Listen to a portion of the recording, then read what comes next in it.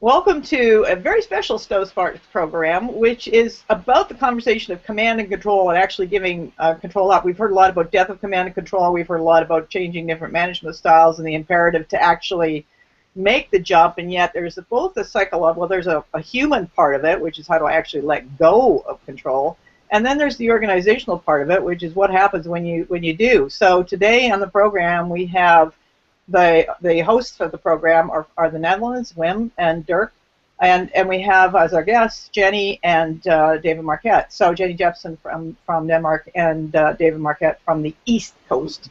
I'm going to hand it over to you, please. Let's learn about how this process of letting go leads to actually greatness, and what do you have to do as a human being to get there.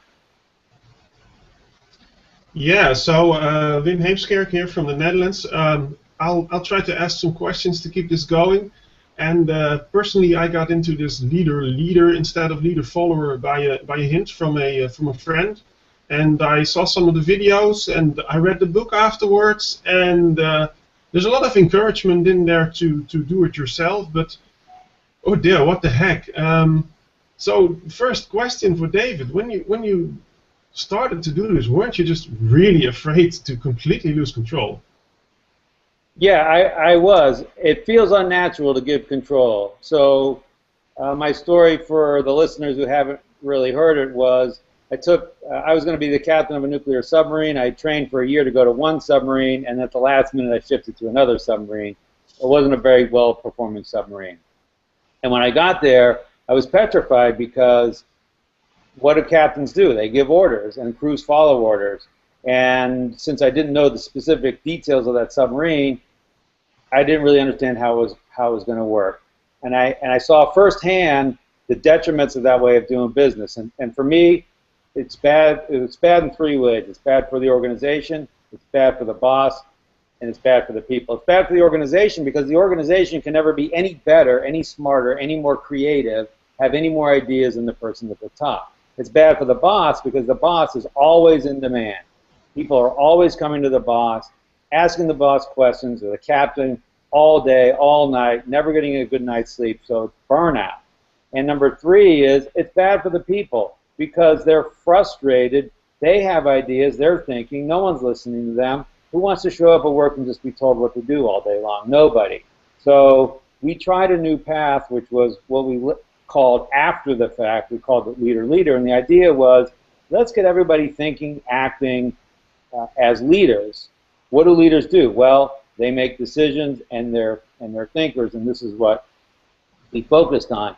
The way we implemented it was this idea, as you said, fundamentally of giving control, of me ceding control to the crew. Now, when we say control, I'm talking about operational control. It's decisions like submerging the ship, surfacing the ship, loading a torpedo, overhauling a pump. All these day-to-day operational decisions that happen on board a submarine in any business all over the planet. I didn't cede control, however, in terms of the environment or the structure under which we were going to operate. And I think this is where people get scared because when they think of ceding control, they imagine chaos, everybody doing their own thing. And this is the farthest thing from what we had. You don't want chaos, especially on a nuclear submarine. I kind of think of it now as a skeleton and flesh, right? All animals have some sort of hard matter, a skeleton. It's for a lobster, it's on the outside. For a human, it's on the inside. And we have flesh. Well, if you never define the skeleton, then you're always micromanaging how you assemble this organism, and you're always going around telling people what to do in the minute decisions, where to surface, where to submerge, and all that kind of thing. However, if you define what you're trying to do, then you can divest that day-to-day decision-making to your people. It frees you up to think about more things.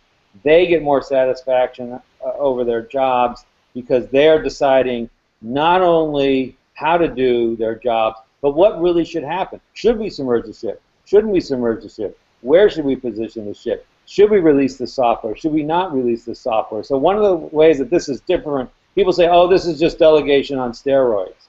Yeah, not really, because delegation means the boss is still deciding the decisions. Oh, we're going to release software next week, but you can decide how. In this model, the employees are actually going the next step and saying, you know what, we're going to do the release next week, or we're going to push the release off a week, or we're going to add the following features to the software release. So they're not only deciding how to do it, but what to do it. But the reason why they can do that is because they have a deep understanding of the purpose of the organization and of their job. So in this kind of an environment, we spend more time on intent and more time on purpose, but less time on micromanaging instructions. So that's sort of my. Let me just open with that and see if you have any reactions, or if Jenny wants to jump in, because I think for me, which I sort of thought about afterwards, but the big shift for me was to get people to shift from doing stuff to thinking, and thinking is a totally different game than doing. It's motivated in a different way. We create environments for thinking in a different way. And I was really, really good at doing, getting people to do. And so this idea of getting people to think, I mean, and even that phrase, getting people to think, is sort of wrong, because we don't say, oh, thou shalt think, and have it happen. It's more like fertilizing a field. We create a field where thinking comes natural, and because humans want to think, they want to solve problems. Anyway, that's my opener. Hearing your talk, I certainly feel fertilized. There's like a dozen reasons stumbling over me of why this is all really, really great. And I mean, I'm sitting behind this camera because I'm into this stuff. I love this mindset. And still, you said the team can push a release back for a week. If I would go to my manager, I'm in software at the moment, and if I would go to my manager tomorrow and tell him that, he would say, no, I mean, come on, someone has to be in control of that. And weren't you as a captain also responsible and required to really take control and handle certain things themselves? I mean, we're talking U.S. Navy here, right? So there must be books of regulations on that. How did you deal with that? Weren't you just obligated to do certain things? Well, the rules do say the captain will be the one who authorizes a whole host of things, like starting up the reactor and shutting down the reactor and getting the ship underway and that kind of stuff. So we played a little bit of a game, because I still had the opportunity to intervene. But in the old way, I would walk into the control room and I would point to the chart and I would say, hey, submerge the ship right here at 10 o'clock. And in the new way, I would walk into the control room and I would ask the officers of the deck, the young men who are actually in control of driving the ship, I would say, what's your plan? And they'd say, well, Captain, our intention is to submerge the ship here at 10 o'clock. And I would say, very well, and I'd walk away. Because they had already done the thinking about it, they'd already understood what the mission was, and they'd already made that decision. So that psychological shift for them, from just, oh, I'll just react and the captain comes out here and tells me what to do, to, gee, I really need to figure out what we're going to do, and then convey that to the captain. So technically, I still was I still had the responsibility of the submarine doing the right things, but I divested the authority as much as possible. And this doesn't mean, oh, by the way, and I've seen this mistake happen, that I give you the authority and then you go out and you disappear and you're doing stuff without me knowing about it. One of the advantages of saying you have to come to me and get permission is now at least we have a conversation. But if I say, look, you get to decide the software release, that doesn't mean you just decide it and don't tell anybody. Right? So one of the things that we always guard against is this does not mean that we're not communicating. So you would say, hey, boss, for the following reasons, I intend to delay the release a week, or I intend to add the following additional 2 features, whatever your intention is. Or based on where you are, you might even say, look, I've already made the decision. We're pushing the release 1 week. I've already notified our vendors. So I don't know where I got started, but that's basically the deal. There are 2 things that are required in order to succeed in giving control, and that is clarity and competence. And David, you've already talked about that without sort of naming it. The skeleton is the clarity. So the leader at whatever level is providing the vision, the purpose, so people understand why they are doing something. But the second part is a little trickier because that's about competence. Do you trust your people? Do they have the capabilities to do the job, to make those decisions? And I think for a lot of leaders or managers in organizations, they're afraid of that. The fear of losing control is about fear of, do my people have the capability, the competencies to actually make those decisions? And when you trust that they do, or at least willing to try, what happens in our brains are two things. So from the employee perspective, they feel they have more autonomy, which boosts dopamine in our brains. That's a reward hormone in our brains that makes us feel good. And that's good on their side. And what happens on the other side is that rather than filling those gaps of uncertainty with fear, so that loss of control with fear, what happens for the leader or the manager is that they see, oh yeah, okay, all right, this is okay. It was kind of scary to give them this decision, but I can see that they made the right one, and it gets easier then for the leader to continue to do that. So when we're talking about leader or moving from current leadership styles to this more inclusive style, it really is about taking small steps because we resist that change naturally. So we offer some mechanisms that make it easier for leaders to move in this direction. So that, yes, acknowledge that the fear is there, but do it anyway. Yeah, and I love Jenny's work because I wasn't trained in any of this. We were just trying things, and some things we sort of accidentally stumbled on things at work. And now when I talk to Jenny, I understand what's really going on in our heads, and kind of got lucky. But here's a little test. Here's a little test just to see how hard it is to give up control. Go with someone else that doesn't really know you very well for coffee, and say, look, you order for me. So even though it's just a cup of coffee, this raises a lot of anxiety for a lot of people.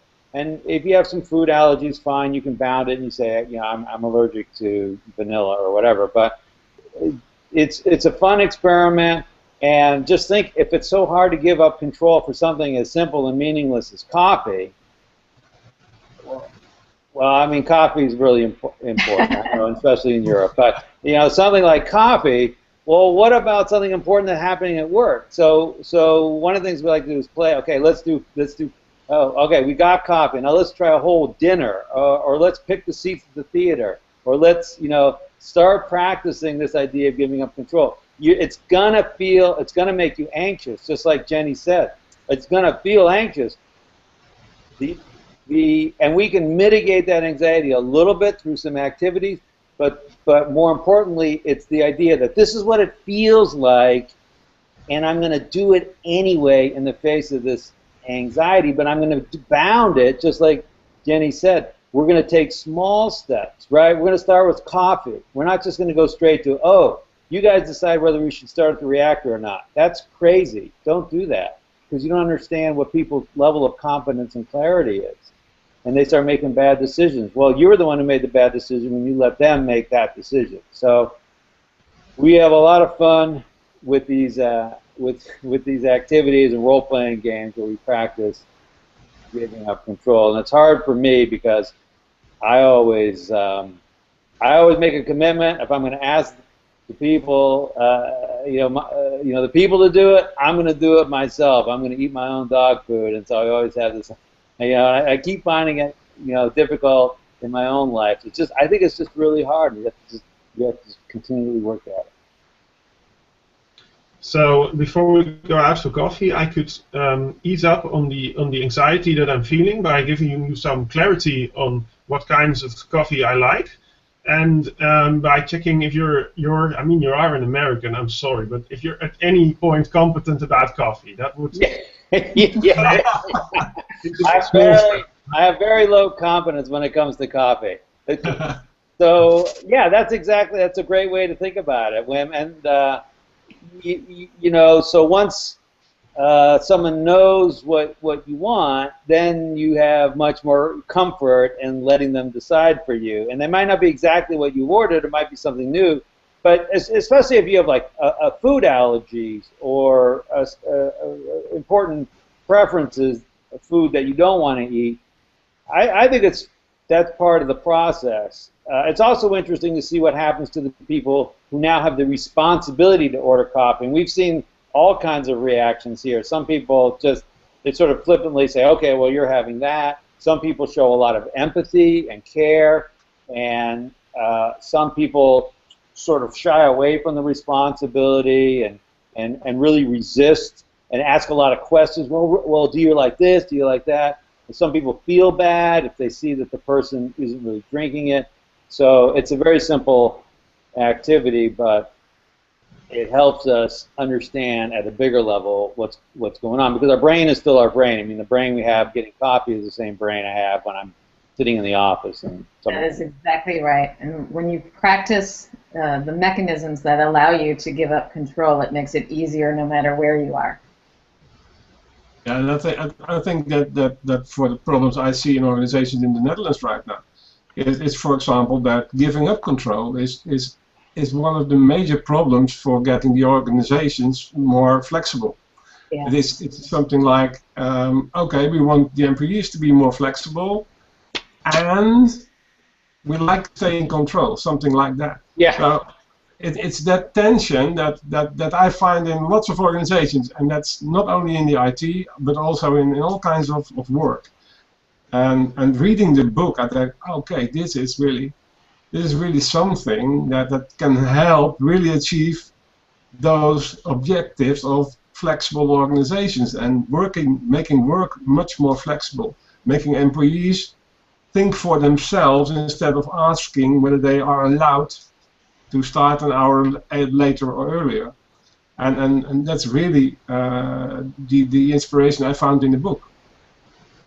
Yeah, Dirk, I think you're making a link that I was also thinking of. I mean, we were talking about coffee, so it should be easy to bring it back to companies. I mean, lots of coffee in any office, usually lousy. But we were also thinking of talking about making people think for themselves as the major difference. So if you want to be flexible and you can make people think, well, basically ahead of time, then, as David said, I'm not really giving all responsibility away, at least not before they're ready, so they still have to check in if I'm the boss. But rather than waiting for the status meeting and telling them, well, we got a major problem with this release, you would probably get a solution as well. Is that sort of the way we should be thinking this? David, Jenny, can you pitch in here? Yeah, I'm gonna get a prompt, so I'm gonna be back in 10 seconds. A little prompt. I will fill in a little bit here. I think it's what I see in the organizations that I'm working with, where I'm helping transition to a leader model in the organizations. The leaders are more afraid of what will happen when they give up control. So it isn't that the people that are working aren't competent, at least most of them are very, very competent, so they can make the decision. It's more the trust. Can I trust that this will be okay, even though I'm not controlling that?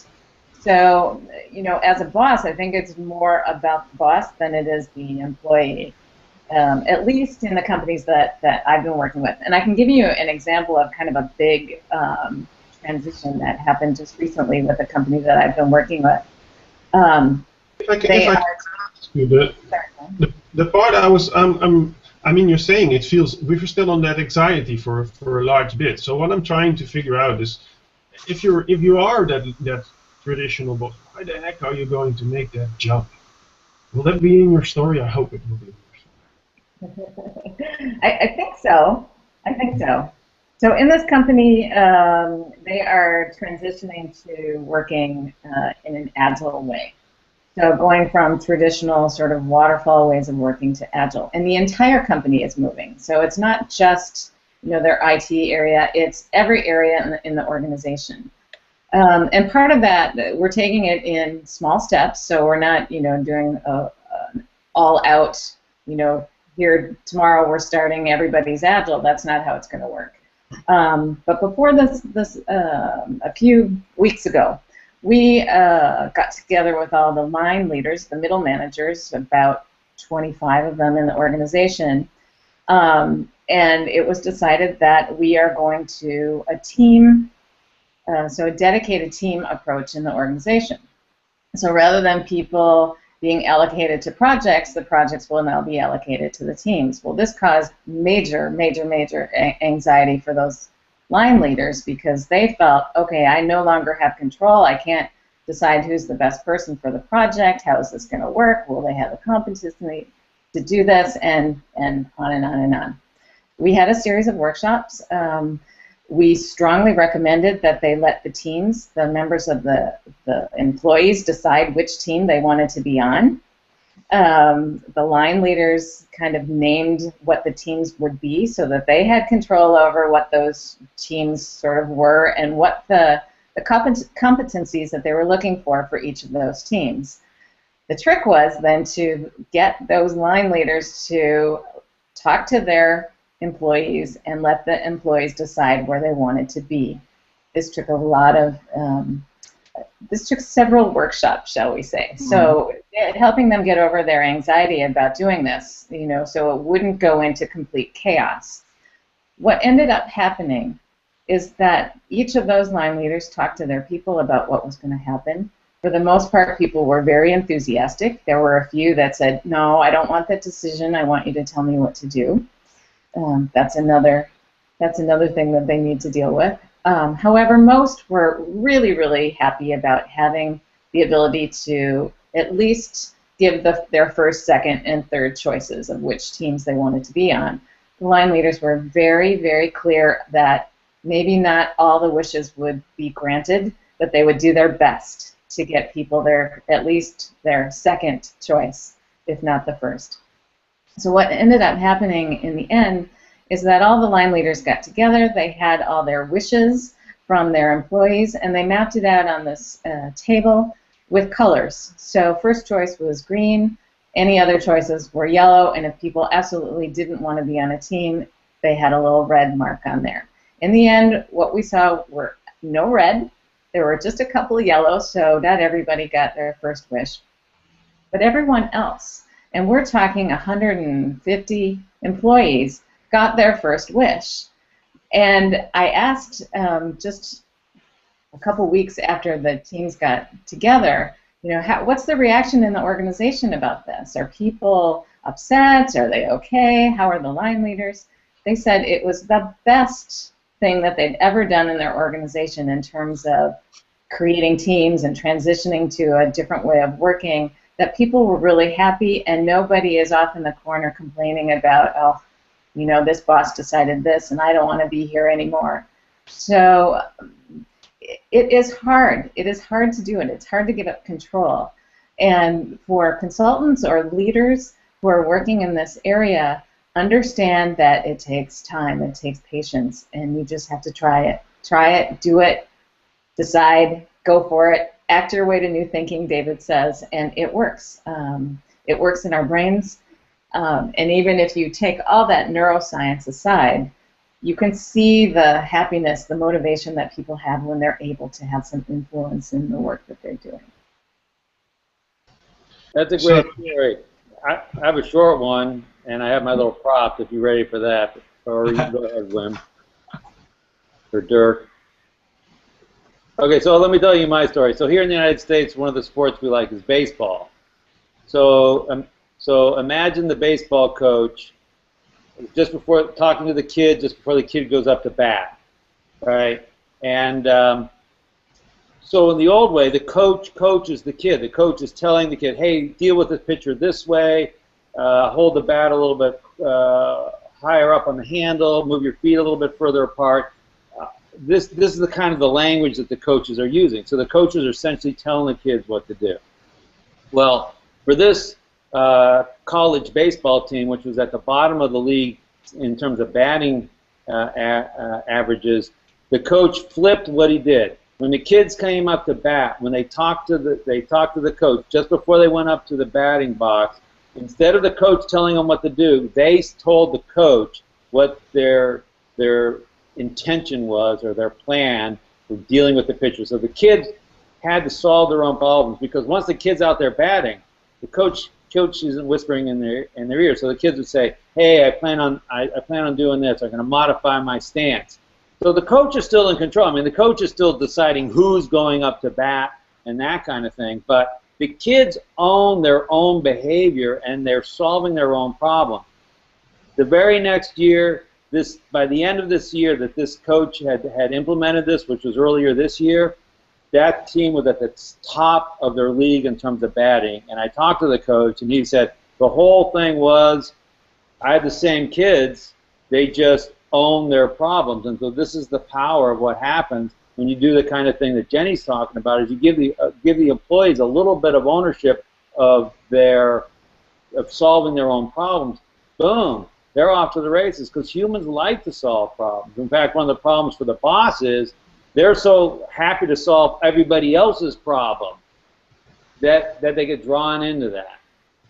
All right. I mean, you've got me. You've won me over by now. We've heard nuclear submarines. We've heard IT. We've heard baseball. So clearly, this also works in more than one context, which is really good to know. Because obviously, I'd like it to work in my context. And I hope we got most of the coaches that will ever watch this video, and half the line managers, who got 150 people to get to work, convinced as well. So how the heck do we get in? We wanted, what's my path? How do I become a leader-style leader? Tell me. First of all, Wim, let me back you up a little bit. I never try and, quote, convince anyone that this is the right way to go, because I think if you don't in your heart, if you're not in your heart frustrated at some degree by what's going on in today's business place, some words that I say are not going to change your mind. But I think there's enough frustration out there, both on the part of the bosses who feel overwhelmed and they feel like they're the only person thinking, and on the part of everybody else in the organization who feels neglected, ignored, unvalued. There's enough of that frustration that people say, you know, we got to do something different. So I just wanted to come back. But yeah, so you take small steps, like Jenny said, and we put these things out, like these coffee things out, in something I call a nudge. It's a weekly nudge. People can sign up for that. They can sign up for the program that Jenny and I do, the Lead for Greatness course, where you get both practical things to do and the science behind it. And I'm really excited to share with you my little prompt here, which are my Legos. You see my Legos here? These are these toys we have in America. I don't know if you have them over there. Hello, they come from Denmark. Yeah. So imagine you have a box of Legos, a small box of Legos, and you're the boss, and your job is to get your people to build, quote, a house. Now, there's two ways you can do it. I can say, take the long yellow Lego, place it on the table. Take the short blue Lego, place it on top of the long yellow Lego at a right angle at one end. And you can go on like this for about 45 minutes, and eventually you'll have a house. But the people who did it aren't going to feel very exhilarated by what they've built. Or you could say, here are your Legos. I want you to go build a house. There's some fundamental requirement. It's got to stand on its own. Whatever else there is. Given that, go build a house. Now, the house they build may look different than the house that's in your head. You may be picturing a four-sided house, and they may build a teepee. Who knows? But if it satisfies the requirements that you have, who cares?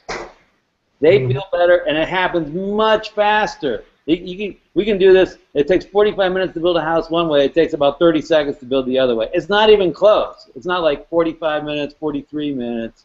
It's just a radically different way of doing it. So that's one of the fun things that we do.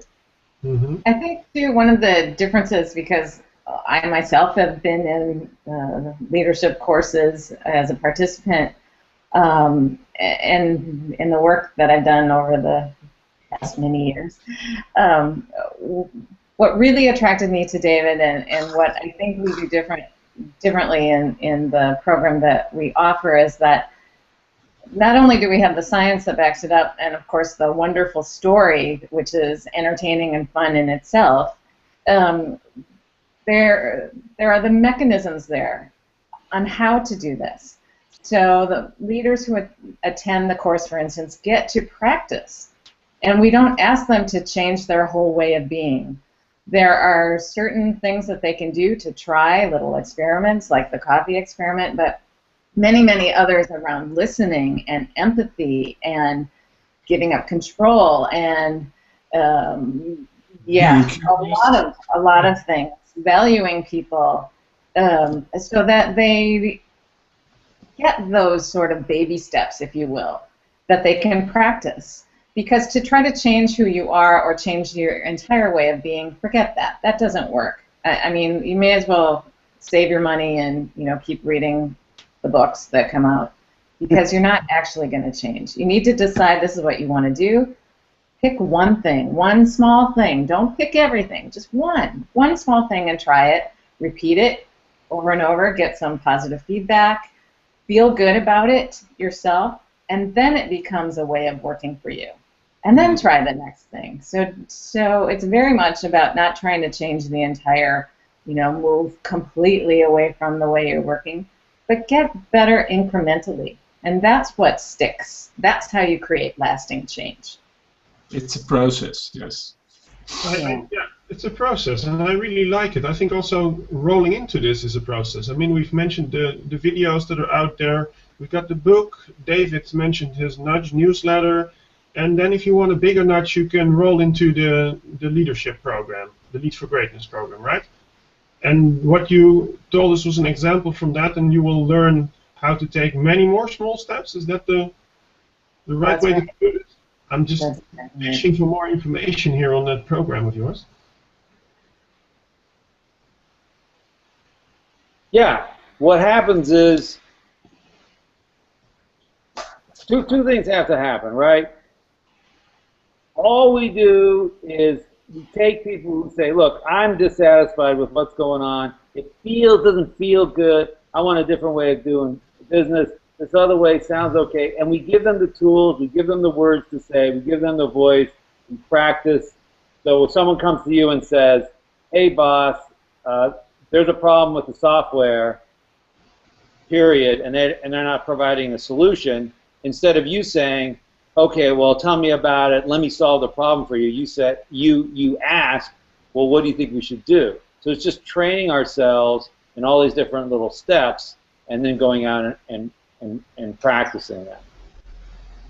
And you're not alone. There's a community of people doing this. Mm-hmm. That's right.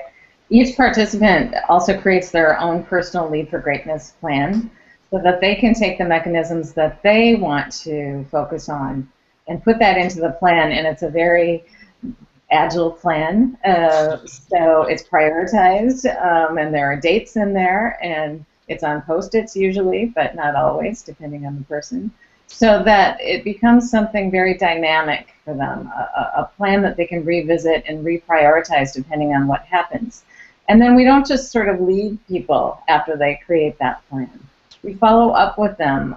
We've got a group on LinkedIn where participants can come and share their experiences and get some advice, and we do follow-up calls and a follow-up day, and so they have a chance to actually work the plan and then come back. And of course there are challenges and things that maybe didn't go as well as they had hoped for, and other things that went better than they hoped for. So participants coming together and sharing the experiences really deepens the learning from the course, and I think that is something else that sort of sets us apart from some of the other programs. So we're not coming to see you two, but we're also coming to see all of us together, all the other people struggling with the same issues, helping each other along. Yeah, I think that's maybe even more important than seeing David and I. You are not alone. No, also struggling with our control mechanisms. And for example, for this video, it's maybe a great example of, okay, how are we going to structure this one, and how does how are we going to script this one so we can get the effect we want?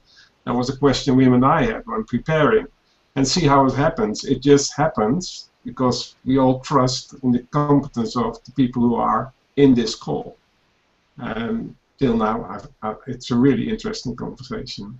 Yeah. Thank you. And I think that might be a good note to start to wrap it up with.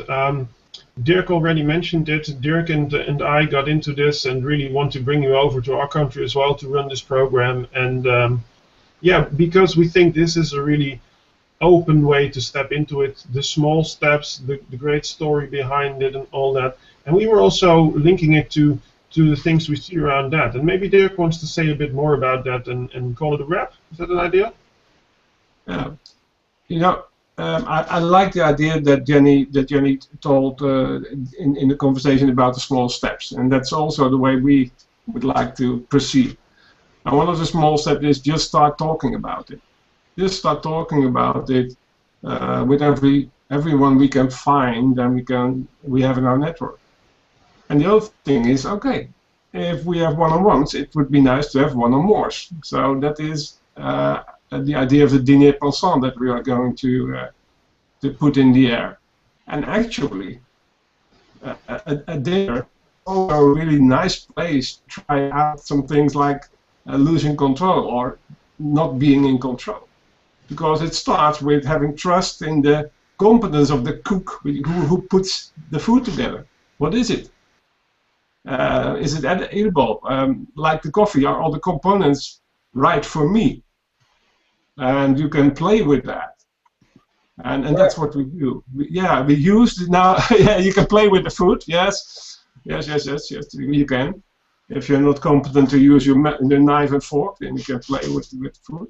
But you can also make some exercises which, like you do in the training, which enables people to feel what it is to be out of control and what it is.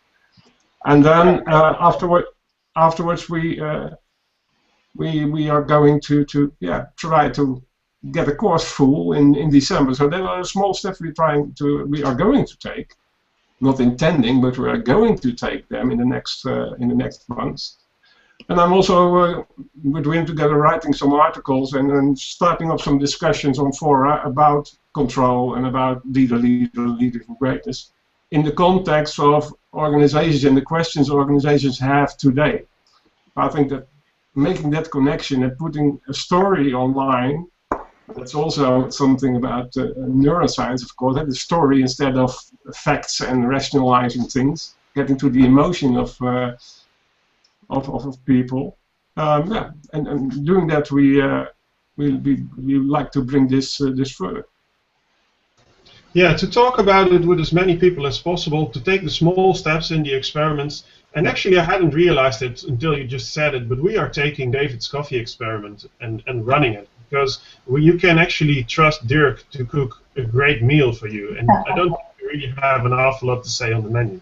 So so that's one thing we're going to do, and I heard it's going to be happening in America as well. Just come talk about it over dinner as well. Yeah. Donna, you only talk, but also do. You got more to add? Well, the only thing I have to add is just to provide the viewers with where to go for more information. And I have 3 links that we'll put on the site, but let's just work with one. You can email Nudge, N-U-D-G-E, at turntheshiparound.com to get more information on both what David and Jenny are working together on. So that's just one simple thing, but also look at wherever this video is posted, and you'll see those links so you can find out more information. I have nothing else to add. I just want to thank you all for this kind of conversation, because I know it's not easy. I did put this whole business of letting go of control in the book, the Decision Making for Dummies book, which will be out in October. I put that in there, but the process of actually doing it and the neuroscience that goes with it, the understanding of how you actually, as a person, come to terms with letting go of control is not an easy one. So I really appreciate the way in which you've stepped it out and made it quite approachable. And the coffee metaphor and the dinner metaphor are fantastic. So thanks to you all. Any other final comments? I just have one other thing, Donna, in the intro, and I didn't want to stop you because I knew that it could be edited. It's David Marquet, not Marquette. Sorry, David, So, I'm doing that to you. I don't know if you want to redo the intro and then just edit it differently or whatever, but I figured it's something that can be done later, so I didn't want to stop. Okay, I thought that's I'll go back for editing. I'll redo the intro. I can do that and send it off to Sandra. Sorry about that, Dave. That means that I've done that twice to you, shows in action and here as well. And you know what? The funny thing about the podcast that I've been doing for the last 6 years is that I get that wrong every time. It's almost like even when I get trained ahead of time, I still manage to do it wrong. So it's consistent. Yeah. Yeah. So how does it feel to have given up control about how to pronounce your name? Yeah. Okay. Yeah, I'll make notes. Anything else? Because otherwise I'll take us off broadcast and we can just chat. Okay. That's it. This was great. Okay.